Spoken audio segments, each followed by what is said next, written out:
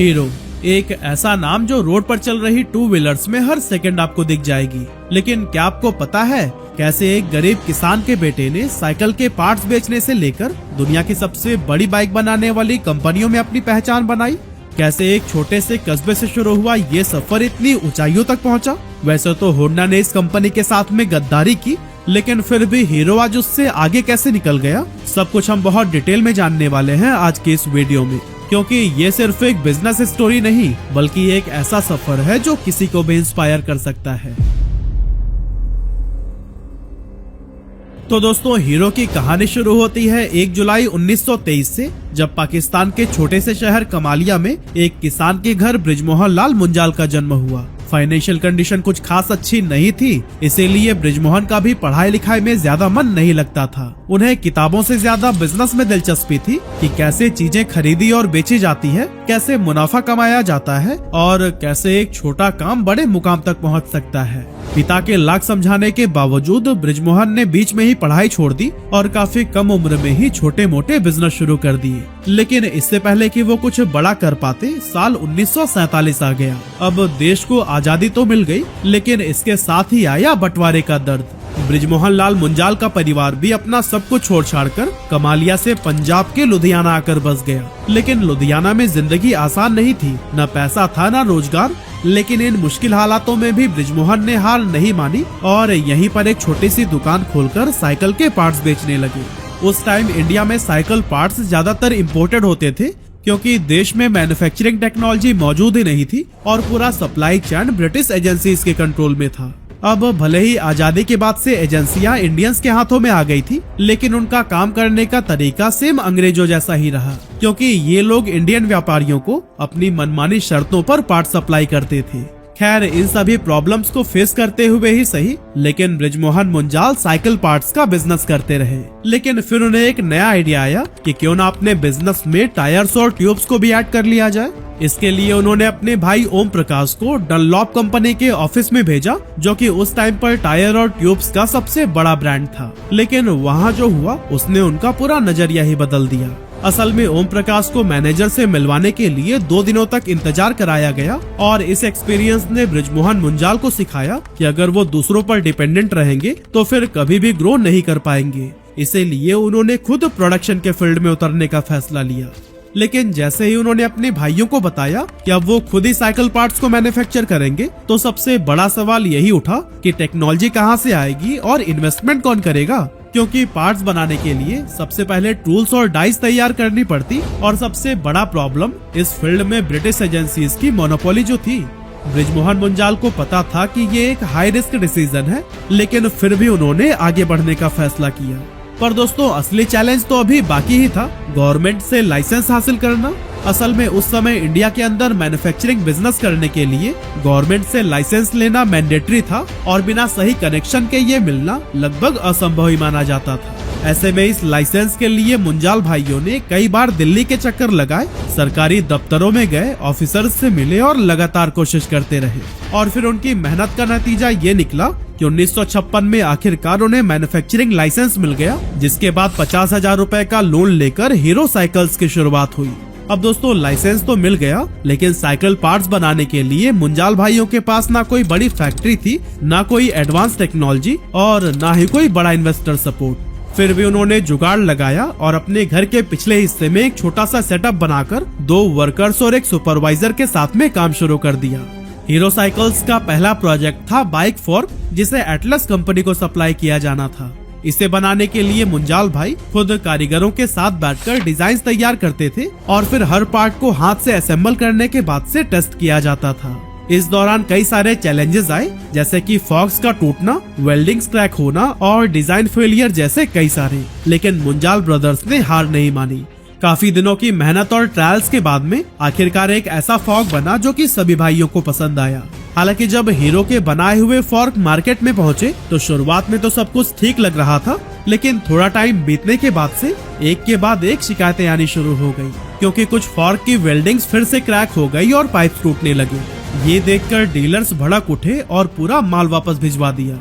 अब दोस्तों, यहाँ हीरो साइकिल्स के सामने 2 बड़े चैलेंजेस थे। पहला, रेपुटेशन खराब होने का डर, क्योंकि बिजनेस अभी अभी शुरू हुआ था और अगर मार्केट में नेगेटिव इमेज बन गई तो फिर से खड़ा होना मुश्किल होता।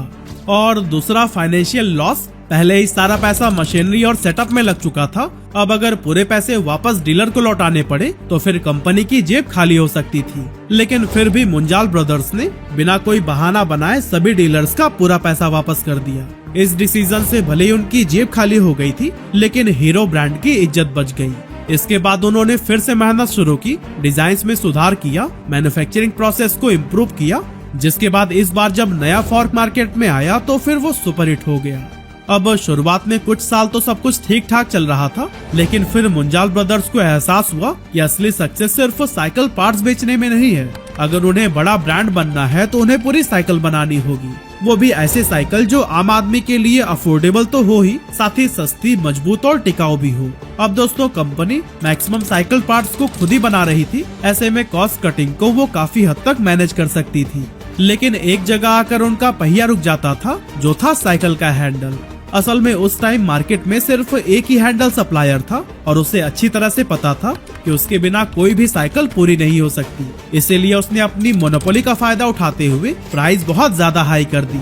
ऐसे में मुंजाल भाइयों के पास दो ऑप्शंस थे, या तो वो ज्यादा रेट्स पर वही हैंडल खरीदें, जिससे कि साइकिल की कीमत भले ही बढ़ जाती पर ये एक सेफ ऑप्शन था, या फिर खुद की मैन्युफैक्चरिंग करें, जिसमें पूरी तरह से फेल होने का भी रिस्क था। लेकिन फिर भी मुंजाल भाइयों ने दूसरा ऑप्शन ही चुना। उन्होंने तय किया कि दूसरों पर डिपेंडेंसी खत्म करने के लिए वो खुद ही हैंडल बनाएंगे। इसके लिए मुंजाल भाइयों ने लोकल कारीगरों और रामगढ़िया कम्युनिटी के स्किल्ड कारीगरों की मदद ली।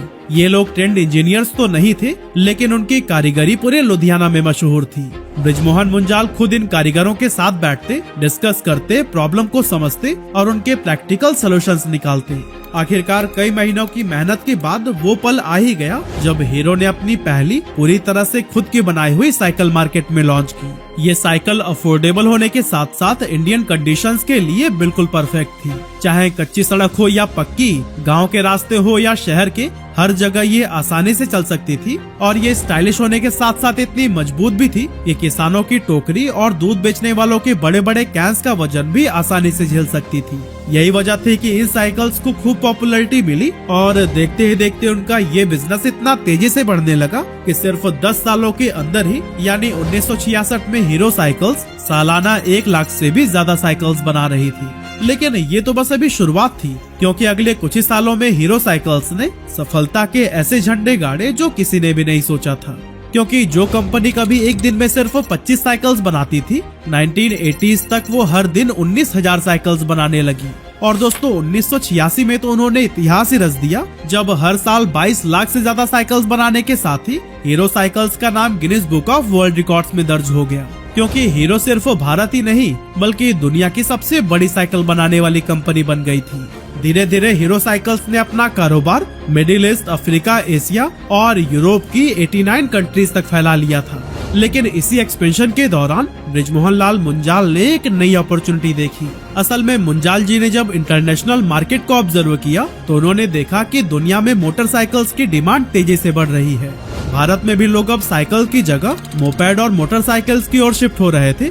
लेकिन उस टाइम इंडियन मोटरसाइकिल मार्केट पर रॉयल एनफील्ड, जावा, राजदूत और बजाज जैसे कुछ गिने चुने कंपनियों का ही दबदबा था। लेकिन इनमें एक बड़ी प्रॉब्लम थी, या तो ये बाइक्स बहुत महंगी थी या फिर माइलेज के मामले में बिल्कुल बेकार। यही वो मोमेंट था जब मुंजाल जी को एक बड़ा मौका दिखा। उन्होंने सोचा कि अगर हीरो एक ऐसी मोटरसाइकिल बना दे जो सस्ती हो, मजबूत हो और माइलेज भी जबरदस्त दे, तो वो मार्केट को पूरी तरह से डिसरप्ट कर सकते थे। लेकिन इस प्लान में सबसे बड़ी प्रॉब्लम ये थी कि हीरो के पास बाइक का इंजन बनाने की टेक्नोलॉजी ही नहीं थी। असल में उस टाइम पूरे इंडिया में कोई भी कंपनी खुद से इंजन डेवलप नहीं कर सकती थी।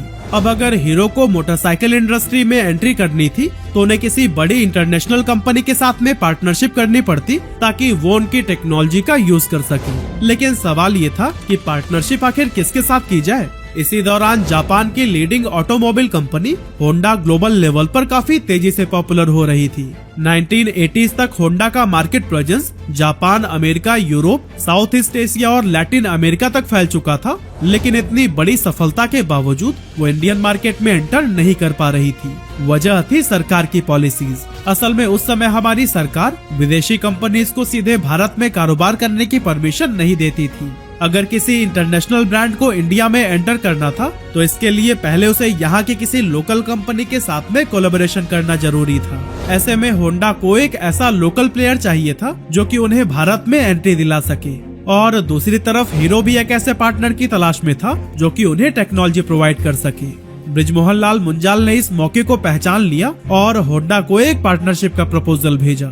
होंडा के लिए एक गोल्डन अपॉर्चुनिटी थी क्योंकि वो काफी लंबे समय से इंडिया जैसी बड़ी मार्केट में एंट्री करने का रास्ता ढूंढ रहा था, और फिर इस तरह से 1984 में हीरो और होंडा की पार्टनरशिप फाइनल हुई और हीरो होंडा की नींव रखी गई। यह भारत की पहली joint venture two wheeler company बनी जिसने इंडस्ट्री का पूरा गेम बदल दिया। हीरो होंडा ने हरियाणा में अपना पहला प्लांट लगाया और 1985 में CD100 नाम की एक मोटरसाइकिल को लॉन्च किया जो कि इंडियन टू व्हीलर इंडस्ट्री के लिए गेम चेंजर साबित हुई। असल में उस टाइम तक मोटरसाइकिल्स को लग्जरी प्रोडक्ट माना जाता था जो कि सिर्फ अमीर लोग ही अफोर्ड कर सकते थे। वहीं आम इंडियन फैमिलीज के लिए बजाज चेतक जैसे स्कूटर्स ज्यादा अफोर्डेबल और रिलायबल थे, लेकिन CD100 ने इस परसेप्शन को बदलते हुए साबित किया कि एक मोटरसाइकिल भी सस्ती, ड्यूरेबल और फ्यूल एफिशिएंट हो सकती है।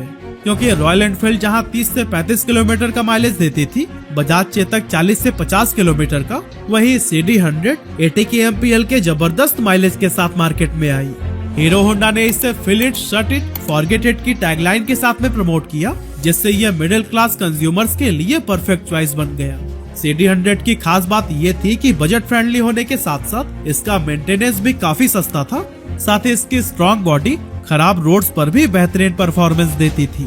CD100 की सक्सेस ने एक नया अफोर्डेबल कम्यूटर बाइक सेगमेंट को खोल दिया, और दोस्तों इस बाइक की जबरदस्त पॉपुलैरिटी को देखकर बाकी कंपनियां भी एक्टिव हो गयी। बजाज जो सिर्फ स्कूटर बनाती थी उसने मोटरसाइकिल्स बनाने शुरू कर दी। यामाहा, सुजुकी और TVS जैसे ब्रांड्स भी इंडियन मार्केट में उतर आए। 1989 में हीरो होंडा ने अपनी स्लीक मोटरसाइकिल लॉन्च की और फिर CD100 SS और CD100 डिलक्स भी आई। हालांकि 1990s में जापानीज करेंसी फ्लक्चुएशन की वजह से स्पेयर पार्ट्स काफी महंगे हो गए, जिससे हीरो होंडा के लिए लो कॉस्ट बाइक बनाना थोड़ा मुश्किल हो गया। लेकिन मुंजाल भाइयों ने अपना खुद का प्रॉफिट मार्जिन कम करके सस्ती बाइक्स बेचनी जारी रखी। इसके बाद 1994 में हीरो होंडा ने स्प्लेंडर लॉन्च की, जो कि भारत की सबसे ज्यादा बिकने वाली मोटरसाइकिल बनी। हीरो होंडा की कमाल की बाइक्स और जबरदस्त माइलेज ने इसे इंडियन मार्केट में तो नंबर 1 बना ही दिया, लेकिन 2001 आते आते हीरो होंडा दुनिया की सबसे ज्यादा टू व्हीलर्स बेचने वाली कंपनी बन गई। अब तक पिछले 2 दशकों से हीरो और होंडा की partnership Indian two wheeler market की सबसे सक्सेसफुल ज्वाइंट वेंचर थी। ये दोनों मिलकर पूरे मार्केट पर राज कर रहे थे और हीरो होंडा का हर मॉडल सुपरहिट हो रहा था। लेकिन बाहर से जितना यह रिलेशन स्मूथ दिख रहा था, अंदर से उतना ही टेंशन भरा था। असल में हीरो सिर्फ इंडिया तक सीमित न रहकर रशिया, अमेरिका और यूरोप जैसी बड़ी मार्केट में भी अपनी बाइक बेचने की प्लानिंग कर रहा था, लेकिन होंडा को ये मंजूर नहीं था, क्योंकि उसको डर था कि अगर हीरो होंडा ग्लोबल मार्केट में घुस गया तो फिर उसकी अपनी सेल्स गिर सकती है। इसीलिए होंडा ने हीरो को सिर्फ नेपाल, भूटान और बांग्लादेश जैसे छोटे मार्केट तक सीमित कर दिया। अब हीरो को ये बात बिल्कुल भी पसंद नहीं आई थी, लेकिन उसे भी पता था कि होंडा की टेक्नोलॉजी के बिना वो कुछ भी नहीं कर सकता। लेकिन फिर आया 1991, जब भारत में LPG यानी कि लिबरलाइजेशन, प्राइवेटाइजेशन और ग्लोबलाइजेशन पॉलिसीज लागू हुई। विदेशी कंपनियों के लिए इंडियन मार्केट में एंट्री लेना आसान हो गया। अब किसी भी इंटरनेशनल ब्रांड को इंडिया में बिजनेस करने के लिए लोकल कंपनी के साथ में पार्टनरशिप करने की जरूरत नहीं थी। इस मौके का फायदा उठाकर कई विदेशी कंपनियां इंडिया में आई और होंडा ने भी इस अपॉर्चुनिटी को भुनाने का फैसला कर लिया, जिसके बाद उन्होंने Honda motorcycle and scooter India नाम से अपनी खुद की कंपनी लॉन्च कर दी। हालांकि कोलैबोरेशन के टाइम पर दोनों कंपनीज ने NOC साइन किया था कि वो एक दूसरे के कंपटीशन में बाइक लॉन्च नहीं करेंगे, लेकिन होंडा ने इस एग्रीमेंट के खिलाफ जाकर उसी सेगमेंट में ही बाइक लॉन्च करनी शुरू कर दी जिसमें पहले से ही हीरो होंडा मौजूद था। ऐसे में इस मार्केट पर होंडा का फुल कंट्रोल हो गया और इस पूरे सिनारियो में जो सबसे ज्यादा पीछे छूट गया था वो था हीरो। अब हीरो को समझ आ गया था कि अगर उसे मार्केट में बने रहना है तो अपनी खुद की R&D डेवलप करनी होगी और मेड इन इंडिया इंजन बनाना होगा। उसने इस काम के लिए इंटरनेशनल ऑटोमोटिव एक्सपर्ट्स को हायर किया और हीरो होंडा से जितना भी प्रॉफिट आता था उसको वो इंजन टेक्नोलॉजी के डेवलपमेंट में लगाने लगा। लेकिन जब होंडा को इस बात की खबर लगी तो फिर वो इससे काफी नाखुश दिखाई दिया, जिससे कि हीरो और होंडा के रिश्ते पहले से भी ज्यादा खराब हो गए। यही वजह थी कि कई सालों तक चले इस कॉन्फ्लिक्ट के बाद से 2011 में 26 साल पुरानी पार्टनरशिप को ऑफिशियली खत्म कर दिया गया। इस ब्रेकअप का एक और अहम रीजन ये भी था कि हीरो होंडा को 2479 करोड़ रुपए लाइसेंस और एक्सपोर्ट फी के रूप में दे रहा था, जो कि हीरो कंपनी की 2010-11 के रेवेन्यू का 14% था। ऐसे में होंडा तो कई तरह से प्रॉफिट कमा ले रहा था, लेकिन हीरो के हाथ में बहुत कम प्रॉफिट मार्जिन आता था। उस समय हीरो होंडा में इन दोनों ही कंपनीज के 26% शेयर थे, लेकिन होंडा ने अपने 26% शेयर को बेचने का फैसला किया, जिसे बृजमोहन मुंजाल ने $1 बिलियन में खरीद लिया और इस तरह से hero Honda officially hero MotoCorp बन गया। हीरो मोटोकॉर्प के बनने के बाद से कंपनी ने अपनी खुद की टेक्नोलॉजी डेवलप करने पर फोकस किया। जयपुर में एक एडवांस R&D सेंटर बनाया गया। ग्लोबल ऑटोमोटिव एक्सपर्ट्स की एक स्ट्रॉन्ग टीम हायर की गई, जिससे कि हीरो अपने खुद के इंजन बनाने लगा। 14 जुलाई 2016 को हीरो ने पहली बार अपनी खुद की टेक्नोलॉजी पर बनी बाइक स्प्लेंडर आई स्मार्ट लॉन्च की, जिसमें चेसिस से लेकर इंजन तक हर पार्ट हीरो ने खुद बनाया था। और दोस्तों ये कंपनी के लिए एक बहुत बड़ा माइलस्टोन था, क्योंकि इसके बाद हीरो ने सिर्फ इंडियन मार्केट तक सीमित रहने की बजाय इंटरनेशनल एक्सपेंशन करना शुरू कर दिया और लैटिन अमेरिका, अफ्रीका और वेस्ट एशिया में भी अपनी बाइक एक्सपोर्ट करने लगा। और तो और 2016 में ही हीरो ने ईवी मार्केट में भी एंटर करने की प्लानिंग शुरू कर दी थी। हालांकि उस समय इलेक्ट्रिक व्हीकल्स का हाइप उतना ज्यादा नहीं था, लेकिन हीरो को समझ आ गया था कि भविष्य इलेक्ट्रिक का ही है। इसीलिए कंपनी ने एथर एनर्जी में 30% स्टेक बाय किया, ताकि फ्यूचर में इलेक्ट्रिक सेगमेंट में भी अपनी जगह बना सके। इसके बाद हीरो मोटोकॉर्प ने 1 मई 2019 को इंडिया में X+200 एडवेंचर मोटरसाइकिल लॉन्च की, जो कि रॉयल एनफील्ड हिमालयन को टक्कर दे रही थी। ये बाइक उन लोगों के लिए थी जो पक्की सड़क से ज्यादा ऑफ रोड पर बाइक चलाने का शौक रखते थे। ये बाइक कंपनी के लिए एक बड़ी सक्सेस साबित हुई, क्योंकि शहर से लेकर गांव तक हर जगह इसकी खूब डिमांड रही। साथ ही हीरो ने X+200T टूरिंग मोटरसाइकिल भी लॉन्च की, जो कि लॉन्ग ट्रिप्स के लिए डिजाइन की गई थी। इसके अलावा कंपनी ने मेस्ट्रो स्कूटर को भी इंट्रोड्यूस किया, जो कि होंडा एक्टिवा को भारी टक्कर देता है। 2021 में हीरो ने अपना ईवी ब्रांड विडा को इंट्रोड्यूस किया और अनाउंस किया कि कंपनी इलेक्ट्रिक स्कूटर और बाइक सेगमेंट में बड़ा इन्वेस्टमेंट करेगी। उसी साल हीरो ने ताइवान की कंपनी गोगोरो के साथ में पार्टनरशिप की, जिससे बैटरी स्वैपिंग टेक्नोलॉजी पर काम किया जा सके। और इसी के साथ 2022 में हीरो ने अपना पहला इलेक्ट्रिक स्कूटर विडा V1 लॉन्च किया, जो कि ओला इलेक्ट्रिक, एथर और बजाज चेतक इलेक्ट्रिक जैसे कॉम्पिटिटर्स को सीधा चैलेंज देता है।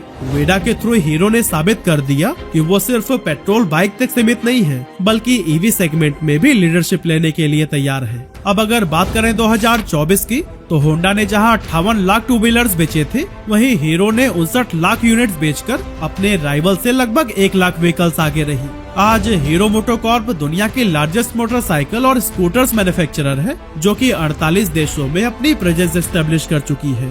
हीरो के पास इंडिया में अराउंड 30% मार्केट शेयर है, जबकि होंडा 23.4% शेयर होल्ड करता है। अब दोस्तों लास्ट में बस मुझे यही कहना है कि होंडा ने सोचा था कि हीरो उसके बिना कहीं नहीं टिक पाएगा, लेकिन हीरो तो असली हीरो निकला।